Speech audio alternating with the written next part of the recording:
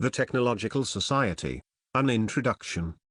Our technological society is not technological simply because we use a lot of technology, it is technological because we have become elements of technique. By Nihilist Communism. Introduction, or what is technique? Jacques Ellul published The Technological Society in 1954 in French, and it was translated to English 10 years later. Yet it still has not dominated the world. And I don't mean that literally, just relatively. The way Marx's texts are still profound today even if they don't dominate the public space. But I suppose, like all things, the answer lies in the question. Ellul's insights into our technical world have not popularly pervaded the intellectual sphere, one not because it is not an academic work like, say, Nihilist Communism is not, but because it does not yield conclusions anyone, certainly not intellectuals, except maybe Nick Land would wish to hear. Despite being an almost wholly explanative text, with little in the way of value judgments, it is hard to define the conclusions held within as anything other than depressing. Ellul clearly strives for such analytic focus.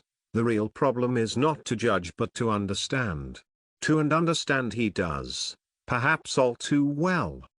I say depressing rather than pessimistic because pessimism is, to me, believing the worst will come of a given situation or a lack of confidence that something will change for the better. Even so, this implies that change is indeed possible, as it exists within the realm of belief. But in Ellul's analysis of our technical society, there is no room for hope anymore. Things just are. Things will not get better because they cannot get better, not because we aren't strong enough to improve them, not because the proletariat hasn't successfully risen up, not because the state is holding us down. Here it is important to clarify that Ellul was not a determinist. He makes clear early in the book that things did not have to turn out the way they did. He admits that there is in fact no way to know why things took a turn for the technological when they did during the Industrial Revolution. 3 In this admission he argues that the revolution itself did not cause such a change, that attitudes had shifted prior to such inventions and material changes, and this fits with his general theory of the book, that technique is an influential force which eventually, yet suddenly, became irresistible. It stands to reason then that this shift must have prompted the explosive growth of technique in the Industrial Revolution. Here the Marxist in me is not fully convinced, and it would seem a historical analysis would be required to resolve the issue. Nevertheless, I do think he is right that our technological society was not predetermined to be as it is. However, and this is the more important point, now that our society is indeed wholly technical, there is no going back, and certain axioms of technique must be adhered to. To put it simply, we need not have become what we are, but now that we are, it's all over. In this sense technique is in many ways like a positive feedback loop. Once society adheres to the laws of technique in one domain, it is fated to come to adhere to them in all others as well. Not necessarily in any certain order, or at any certain rate, but it happens nonetheless. Why is technique so all-demanding of its surroundings, so all-encompassing? Is it because capital desires it so, or because the state finds it useful? While these are both true at times, they do not represent the fundamental reason for this property of growth. That property is part of technique itself. And lest we get too far ahead of ourselves, what is technique exactly? A technique is a means to an end.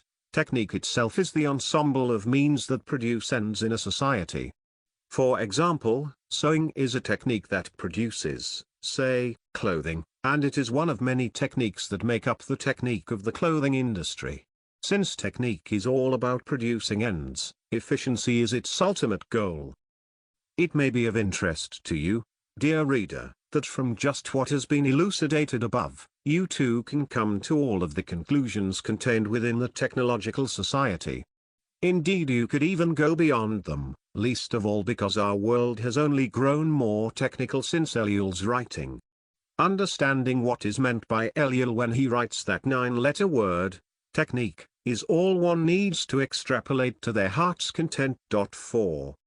When Ellul titled his book The Technological Society, he did not mean that technique itself was a new force that had suddenly gripped us and run amok. It is clear from the definition that technique has always been with us, always been a part of our lives. But, prior to the 18th century, it was only a part, one of many to consider in a given moment. The defining feature of our current society is that it is utterly dominated by technique, hence technological. And now, with definition in hand, we may come full circle. Technical development, or the one about sewing. Once given free rein, technique becomes an all-encompassing force. Consider again our sewing example. What are the means with which one sews? Broadly, there are two techniques, needle and thread, done by hand, as well as the sewing machine, guided by hand. In terms of technique, which of the two is better? Obviously the sewing machine, as it is much more efficient. So then, when it comes to technique, the sewing machine is the way to go. But the quest for efficiency has just begun. Other things play into the production of textiles than the act of production itself.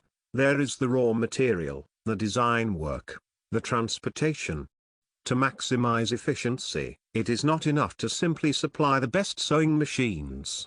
One must also look for ways to improve these other areas as well, more efficient shipment of raw material in and finished products out, accelerating the design process to reduce delays in production, etc. One could imagine the former consisting of warehouse layout, the position of the machines, the materials, the products, and loading truck access aligned in the most efficient manner possible. The latter would likely consist in coming up with certain principles to design around in order to make the design process more efficient, perhaps designing with raw material in mind to reduce waste or time-consuming reuse. Notice that these processes are not necessarily driven by anything other than technique itself. Once sewing machines increase production, what is there to do but increase efficiency in these other areas to accommodate it? Otherwise the additional production is for naught. This is why Ellul argues that in our technological society, technique has become autonomous. Starting to sound like we've got a pretty efficient and technical garment factory on our hands, no? Sure does. But technique is far from done. Each of these operations can be rationalized further, and indeed they must be further rationalized if efficiency is to be achieved. What of the trucks that are involved? Are they able to be loaded and unloaded efficiently to the degree required by production, and driven where they need to go in a timely manner? What of the roads they drive on? Are they well paved so as to minimize wear and tear and maximize safe speed of travel? And this design process, how does it align with the demands of the day?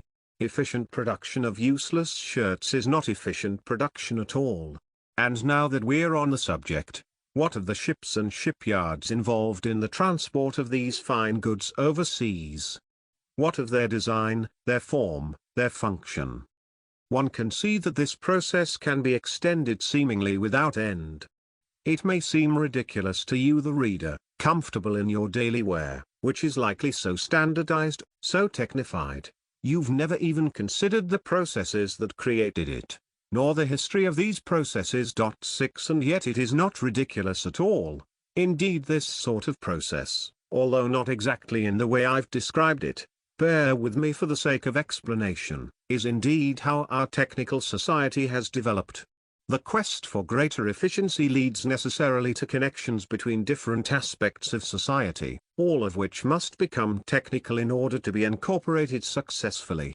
For the sake of our example, while sewing did not necessarily need to be what was made technical at first, and indeed it wasn't, the Marxists among us will be happy to know that other matters of economy came first and foremost, namely energy production. Once it did come to have this overbearing technical character, it follows that all it touches must too, the roads, the trucks, the shipyards, etc. The application of technique in one area necessarily leads to its application in another.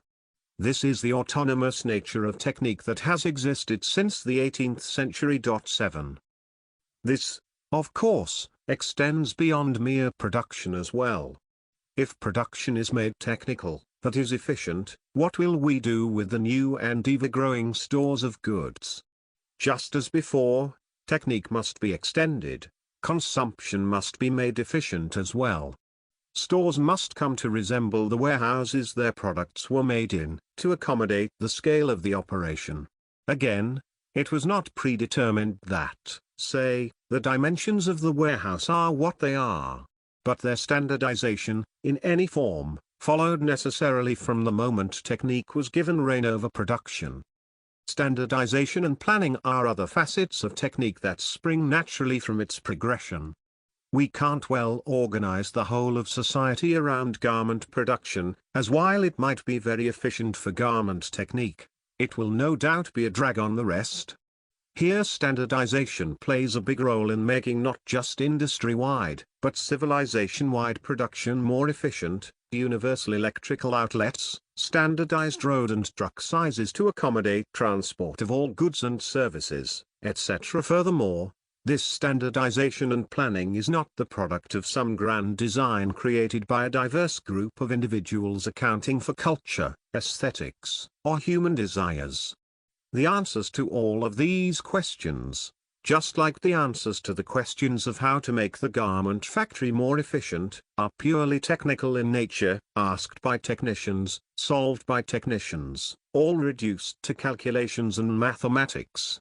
It is not up to us anymore, it's up to technique. Well, it is safe to say that our little example has gotten a bit out of hand. Please do not mistake it for history. Of course the world does not unfold in such a focused, narrow way, but rather simultaneously and at varying rates. But hopefully what it does do is illustrate just how all-encompassing technique is, in the process shedding some light on one of Ellul's two laws of self-augmentation, that technique tends to progress geometrically. Its mouth gets bigger as it grows, coming to encircle more and more of human life. Our little example focused primarily on the mechanical aspects of production, the machine, its layout within the warehouse, etc. But production goes much deeper. There is a human operating these machines. Other humans must be made to buy the products they produce. Ellul focuses on these elements as well, the final large chapter being devoted to what he calls human techniques. These include propaganda chief among them, just to give you an idea. For me, this is really what blows technique as a concept wide open. It is not simply the logic of the machine, although the machine is undoubtedly technique at its purest. Our technological society is not technological simply because we use a lot of technology, it is technological because we have become elements of technique. In its near ceaseless but uneven progress, technique has come to dominate not only the production of garments, but the person who makes them. How can a machine be efficient if its operator is inefficient? Therefore the conquering of the individual, too, is paramount to technique's success. The subjective must be made objective, for how can subjectivity be accounted for, planned around? It cannot, certainly not efficiently. The worker must arrive on schedule, hence the clock and the industrialization of time. The worker must be prepared, hence the schoolhouse and the standardization of education. The worker must consume in his off time, hence advertisement, that demonic but angel-faced propaganda that never stops singing. If this painting seems bleak, that's because it is. But don't fear, along with human technique comes good things too. How about that central heat and air? Pretty nice to come home to after a long day of work, Waggy? And microwaves, talk about efficient. Who wants to slave over a hot stove for hours engaged in the ancient human art of cooking? No thank you, sounds like it might get in the way of working. I like my hot pockets just fine, and they're ready in a fraction of the time. The sarcasm dripping off that last paragraph should be obvious.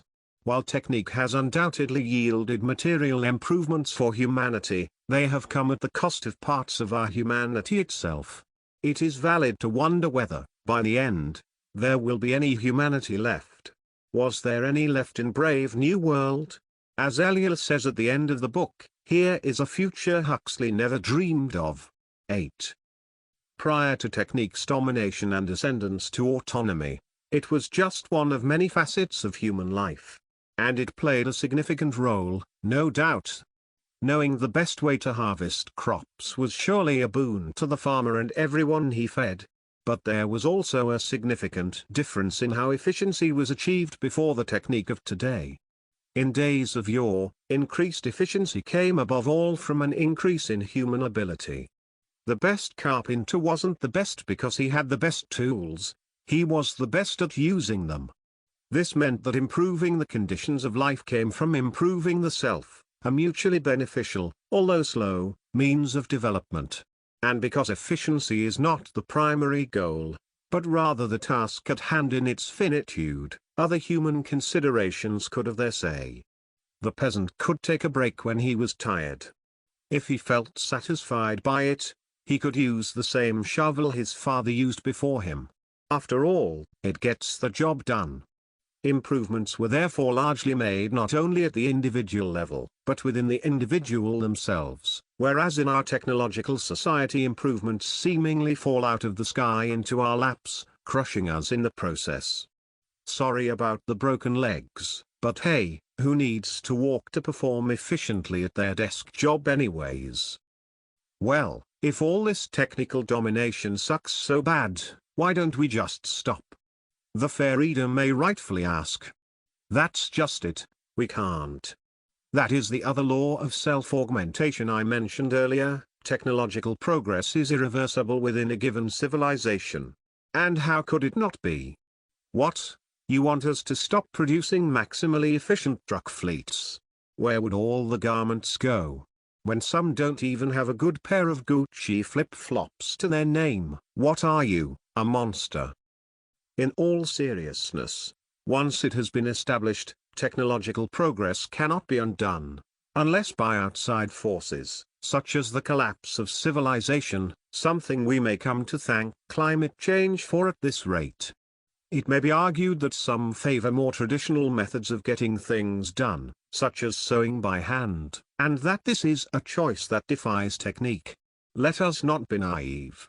Such a hobby chosen for aesthetic or otherwise subjective reasons indeed places other values above that of technique, but it does so only in spite of technique's dominance.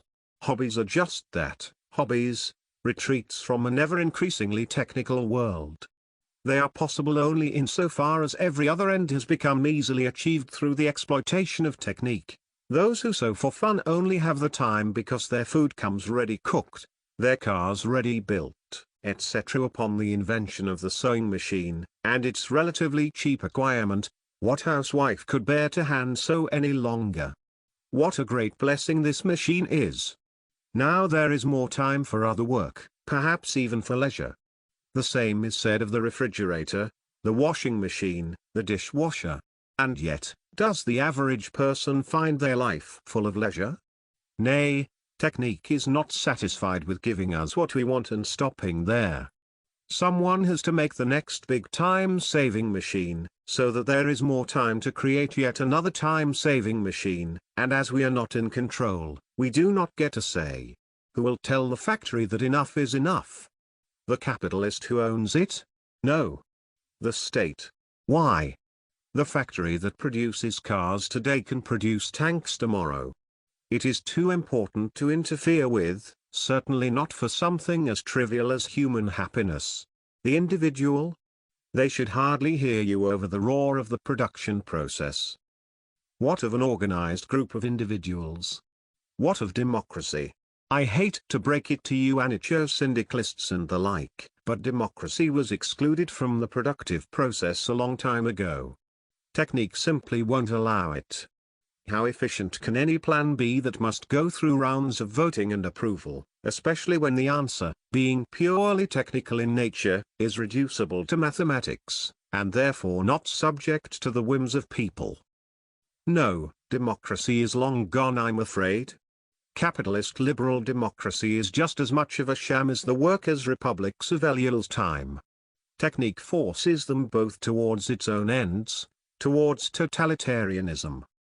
Technique and democracy, or the one about water. For those who have Googled Murray Bookchin and are as such not convinced, Consider this thought experiment I conjured up the other day, to test this anti-democratic hypothesis for myself. Let's say you are a member of a small city. You are totally democratized down to the last citizen.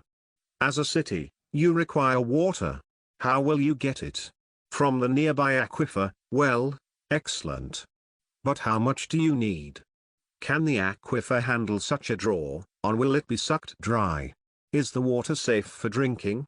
Even at this basic beginning of questioning, we've generated one simple question, one simple answer, and three more complex questions based on that answer.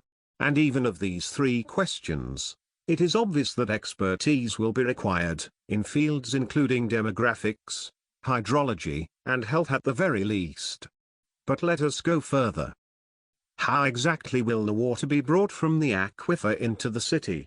If we can expect to enjoy the water much at all, the answer must be a system of pumps and pipes, again, decided beforehand by technique, as these are proven efficient means.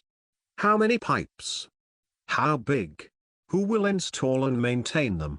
Furthermore, will water use be regulated by the state, in this case, we the people, or free for use?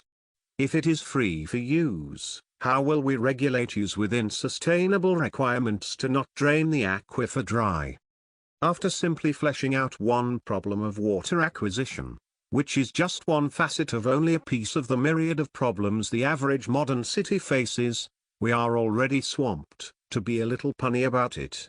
And in the face of this, good reader, you say democracy is the answer? The answer to what? Surely not the regulation of water use, nor anything else of this nature. But these things could be decided democratically. Could they? It is abundantly clear that the state, or some entity like it, for the anarchists, will be required to regulate these various infrastructures. But could this state not be democratic in nature, coming to decision on these questions democratically? It could, but only superficially. Let me explain. It is obvious that plenty of expertise, that is, plenty of experts will be needed for counsel in such a democracy. How else will the people, the elected officials, whatever, decide how to proceed with water extraction, and indeed the myriad of other essential questions? Only with the help of technicians, no doubt, who will present the political body with all the necessary information, namely the different plans to be chosen from, all numbered and laminated for ease of analysis. There's just one problem. As we have already discussed, technique desires efficiency above all else. And what does the pursuit of efficiency produce if not the one best solution to a given problem? What is more efficient, hand sewing or the sewing machine? How about an old sewing machine versus a new one? The answer is clear. Therefore, the people will not be presented with several schemes of water extraction to choose from, but only one, whichever one is most efficient. With no options to choose from, what will they vote on, whether to have water-producing infrastructure or not? Don't be silly. At this point us good leftists should know a false question when we see one. So, not only is an authoritarian body better suited to technique, technique itself makes democracy meaningless by producing a world of singular bests. Options that must be picked because to pick any other would be to discard technique and the benefits it brings. Will the people settle for substandard water services? While we're extending the benefit of the doubt, let's say they will. But as we have previously shown, deficiency in one area of technique necessarily produces deficiencies in others. Less efficient means of acquiring water will mean everything to do with water is less efficient, and everything to do with those things will be less efficient, and so on. So when we ask if the people will settle for substandard, and we say substandard because there will be a superior standard version used by all other nations who can manage it, in adherence to technique, water services, we are really asking if they will settle for living in a substandard, second-class society. Even if, and we're really stretching the ifs here, they are content with such material settling, will the state be? Or to put it in other words, when another group comes along and decides to take the water they've so stridently managed as one big happy commune, What will the people do then? Fight back with a substandard military force, supplied by substandard supply chains and composed of substandard soldiers? It is abundantly clear by this that the notion of real democracy has been completely smashed by the heavy but finely made cudgel of technique. Personally, and the realist point made here only serves to underscore this point, I am starting to wonder if authoritarianism is not the natural way of civilization, and if democracy only appeared on the scene as it did during a time of unprecedented innovation, when it was truly worth it for the state to employ as liberal a conception of freedom as possible to allow individuals maximum ability to innovate. As Eliel says, he who advances technique privately, rather than, say, within the state, advances it furthest. But now that level of innovation is over, technique has rapidly caught up to and outpaced all other motives, and in doing so it now desires increasingly totalitarian institutions to do its bidding. The absolutist state of traditional society has returned, but now with the power to fully execute its own will, whereas before it held relatively little within its grasp, and the peasant was more or less free to live in accordance with his own rhythms and routines. No more. I recognize it is somewhat unfair and unrealistic to pose these problems as if they occur all at once. Cities already have established systems for getting people water, electricity, etc. But it should be clear that even the management of these, many of which are not sustainable as they exist currently, will be difficult in a way that requires technique, least of all because technique has contributed greatly to their existence. And it leaves no room for real democracy. Technique, capitalism, and the state, oh my. With the notion of democracy out of the way, let us go further into perhaps more controversial territory. Up until now, for the sake of simplicity, I have been discussing technique using the framework of capitalism. But from the logic expressed so far, it should be clear that even capital has become secondary to technique. As a predominantly Marxist thinker, I too was shocked by this, and the shock came early. Allow me to quote at length. It is useless to rail against capitalism. Capitalism did not create our world, the machine did. Painstaking studies designed to prove the contrary have buried the obvious beneath tons of print. And, if we do not wish to play the demagogue, we must point out the guilty party. The machine is antisocial, says Lewis Mumford. It tends, by reason of its progressive character, to the most acute forms of human exploitation. The machine took its place in a social milieu that was not made for it, and for that reason created the inhuman society in which we live. Capitalism was therefore only one aspect of the deep disorder of the 19th century. To restore order, it was necessary to question all the bases of that society, its social and political structures, its art and its way of life, its commercial system. Jacques Ellul, The Technological Society, trans. By John Wilkinson, New York, Random House, 1964, p. 5. Writing when he did shortly after World War II, Ellul draws connections between capitalist America, Nazi Germany, and communist Russia quite frequently. Technique dominates them all, and since it always strives for one best method, it dominates them in relatively similar ways. For Ellul, the massive differences we typically ascribe to these three systems of governance are relatively superficial in the face of technique.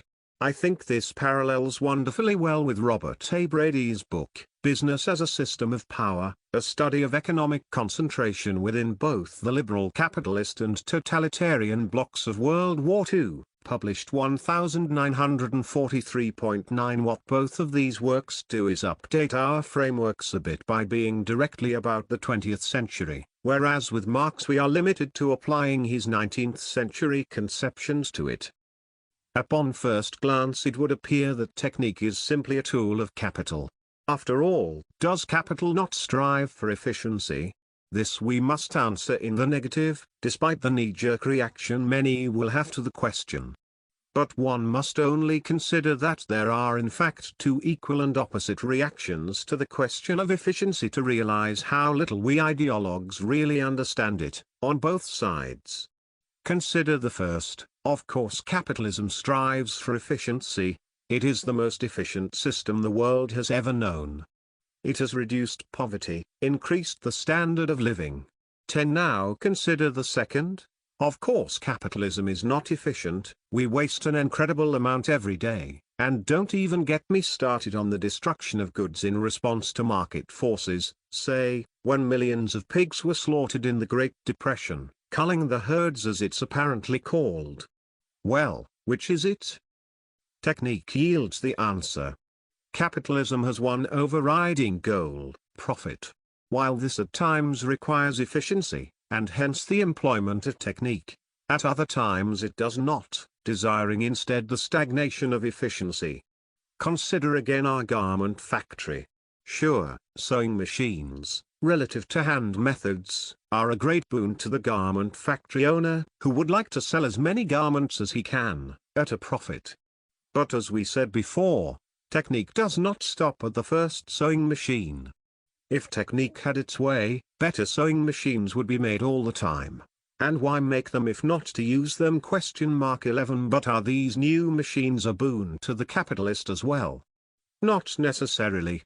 The previous ones are working just fine, and while the newer ones are surely better, they would not be worth the cost, both of purchasing and of halting operations to install them, as well as training employees to use them. It is in this way that capitalism actually ends up stifling technique after a certain level of development is achieved. Such a process of limited development reflects the truth no economist wants to admit. In a finite world, endless growth is impossible. While there may always be a new gadget to create, the rate of growth always slows eventually, and anyone who has seriously studied political economy should know that this rate is as important as growth itself. This principle is the fundamental reason that all of the benefits capitalism brings always end up withering away until they are no longer a benefit, but a burden that must be carried to continue the operation of the system itself. To the surprise of the unread, Adam Smith himself shows this quite clearly in Chapter 8 of Book 1 of Wealth of Nations. He uses the example of development in the American colonies to show that, while at first, when growth is fantastic, wages rise, as there is more labor to do than people to do it, meaning that employers must bid against each other for employees. Eventually, however, and this is always the case, growth slows, and the supply and demand of the labor market inverts in a double pincer created by 1. Population increase, because of the previously mentioned good growth period, which increases the supply of laborers, as 2. The demand for labor falls due to growth drying up, resulting in wages decreasing. This process of growth and stagnation isn't unique to capitalism. Any finite system, whether it be Russian peasantry on fixed plots of land or natural ecosystems themselves, are forced by the limitations of their environment, both social and natural, to stop growing after a certain point. In the natural world, this process is quite painful, as animals who were born in times of plenty starve in the following times of less. This process is also painful in our capitalist world, which demands what remains impossible despite impressive technological development: infinite rapid growth. As such, like the economic systems that came before it, capitalism too has limits to technical development due to fundamental contradictions within it. A comparison of the different goals of technique and capital, efficiency and profit, respectively, is all that is required to realize these contradictions. At bottom, profit is a skimming off the top of the fruit of the production process. Sure, some of this is reinvested into production, but we all know this is not what profit is used for in its entirety. As such, this means that some amount of resources are not being used to bolster future production. Not very efficient. By its very nature, technique cannot stand such waste, for profit represents valuable resources with which to fuel more technical development. Allow me to again quote Eliot at length. The pursuit of technical automatism would condemn capitalist enterprises to failure. The reaction of capitalism is well known. The patents of new machines are acquired and the machines are never put into operation. Sometimes machines that are already in operation are acquired, as in the case of England's largest glass factory in 1932, and destroyed? Capitalism is no longer in a position to pursue technical automatism on the economic or social plane. It is incapable of developing a system of distribution that would permit the absorption of all the goods which technique allows to be produced. It is led inevitably to crises of overproduction. And in the same way it is unable to utilize the manpower freed by every new technical improvement. Crises of unemployment ensue. Jacques Ellul, The Technological Society, trans. By John Wilkinson, New York, Random House, 1964, p. 81. It is clear that technique is not simply something capital dominates for its own use. Rather, technique finds itself on a similar plane as that of capital, and it is here they do battle for supremacy. When they once worked in harmony, capital was allowed to have its day. That was the day of Marx. But now technique is firmly on top, and we can say clearly that we are now in the day of Ellul, although not exactly as he predicted, more on that below. Here another question should arise. How can technique operate if not through capital? What other body possesses the means to develop technique to its full extent? There is only one answer: the state. Only the state has the power to orchestrate something so involved with every facet of society. Technique knows this, and indeed that is why it has taken over the state as such, bending it towards totalitarianism in the process. We must be clear here what is meant by totalitarian. This is not to say that, for example, the United States today is less dominated by technique than Russia because the former is a democracy and the latter is not. Similar to concentration camp, we tend to color these terms in their most extreme lights, especially when they enter the popular domain under these extreme examples. This is obvious enough considering that just recently the United States holding of immigrants at the border with Mexico has been likened to that of a concentration camp. Conservatives have decried this claim as being too extreme, but, as much as I hate to say it, the liberals are right. Detention centers are concentration camps. Concentration camps are not defined by the presence of gas chambers, they're defined by their function, namely the concentrated holding of people. Whether they are more or less horrific is, for our needs, irrelevant. 13. In the same way, what is meant here by totalitarian is not the often implied historical meaning of, say, Stalinist Russia at the height of the purges, for example. Rather, totalitarian simply refers to an all-encompassing system that leaves room for nothing outside itself. Indeed, this means that technique itself is totalitarian in its very nature. But this totalitarian tendency can be carried out in many ways, and indeed is carried out in many ways. Some states use the mirage of democracy to hide the fact that technicians increasingly make all the decisions. Other states don't bother, but instead shroud technique in some ideology or historical narrative.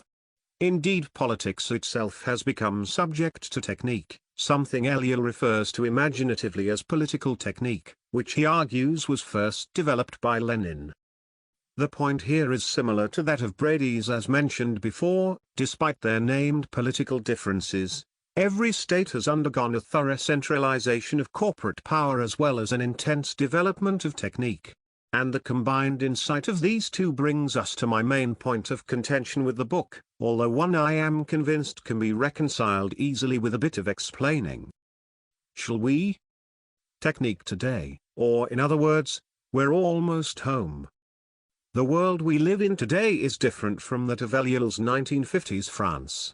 One of the ways it is different compared to what Ellul predicted is that we do not see the proliferation of the state nearly as much as we see corporate proliferation.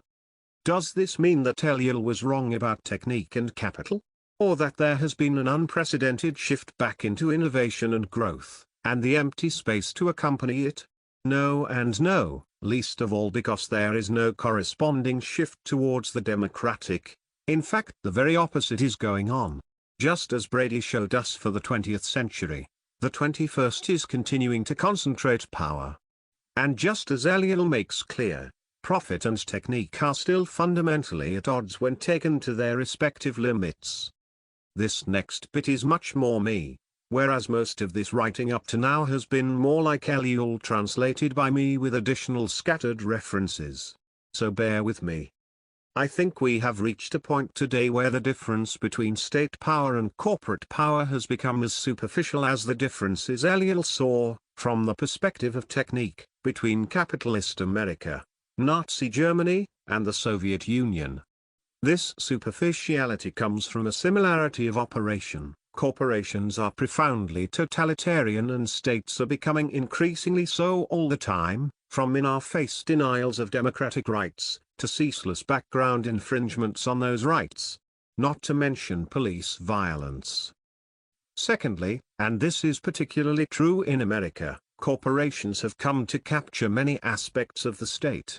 Indeed, it is not too far off to say that today the state is a sort of corporation, 15 a conglomeration of the biggest ones that is. And given the trend towards combination and merger, the number of corporations goes down as they fuse together, while their relative share of power increases. To anyone who has read Zinn, this should really come as no surprise. America was founded, in the minds of those at the highest levels, to service the opulent minority, in other words, to service themselves. This has not been a linear process, of course. Indeed, America and other states have had their fair share of push and pull with capital, and with popular democracy. I do not wish to sweep labor movements and the like under the rug. But the trend is clear. Power is power, and technique demands it be ever more concentrated to service its own ends. The problem of profit is resolved as more and more upfront costs are covered by the state, these costs being some of the biggest barriers to profitable production. Ironically, something defenders of private healthcare love to say. For example, GPS is owned by the US government, and the technologies that make it possible were developed in university laboratories. In other words, the technology that makes Uber possible was researched and is maintained by taxpayer money. But who sees the profits? And this phenomenon is not the exception, nor is it new. The state playing a major role in the economy is the historical norm. If there is anything new here, it is only the degree to which this state intervention in the name of capital is occurring, which has perhaps gotten so vast that it is more accurate to think of it as not state intervention, but capital takeover. Consider the events described in Naomi Klein's The Shock Doctrine, where several states throughout the last 50 years, from Chile to Iraq, were essentially gutted by corporations in the name of good economic policy. Here we have an example of how corporations and technical development have found a way to happily coexist again. But given the all-demanding nature of technique, I do not think this happy coexistence can continue forever. As I mentioned before, profit and efficiency are simply incompatible, despite what economists want to believe. Profit is increasingly enjoyed lavishly, not reinvested into production.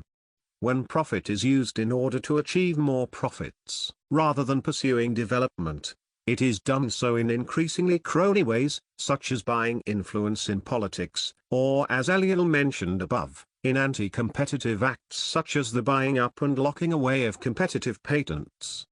Indeed, the very hatred capitalists around the world felt towards communism in the 20th century was fueled by what communism represented. Technical Development 16, Volume Warning, loud relative to other videos linked so far, outside the framework of profit.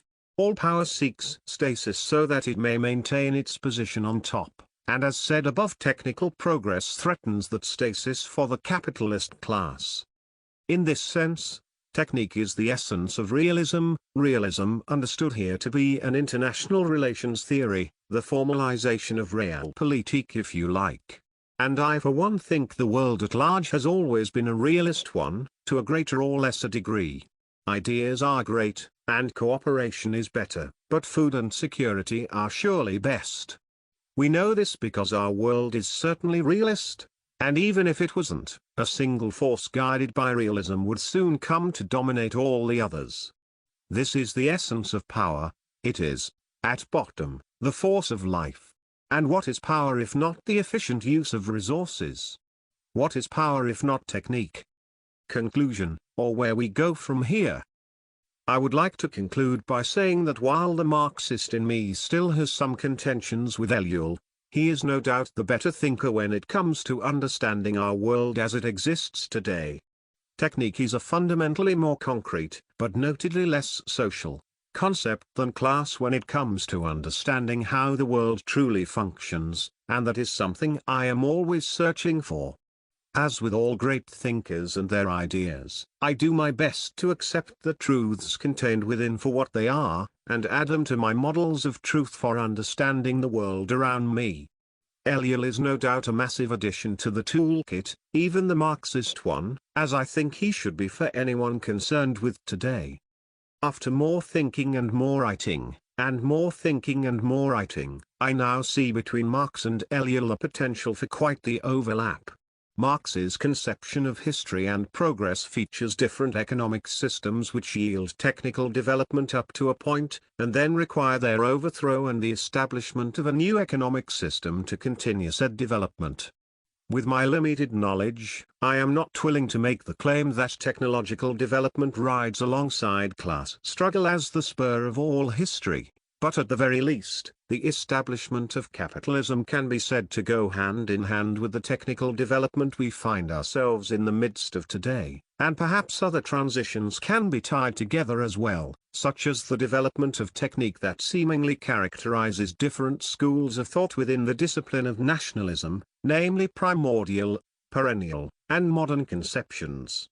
In the technological society, however, Ellul spoke mostly of technique as it has existed since the Industrial Revolution, making such a synthesis limited without further research. What I can say, and here Ellul does agree, if communism is indeed the achievement of maximum technological development, it is no saver, as Ellul shows that it cannot be controlled in the ways Marx supposes when he speaks of communist society.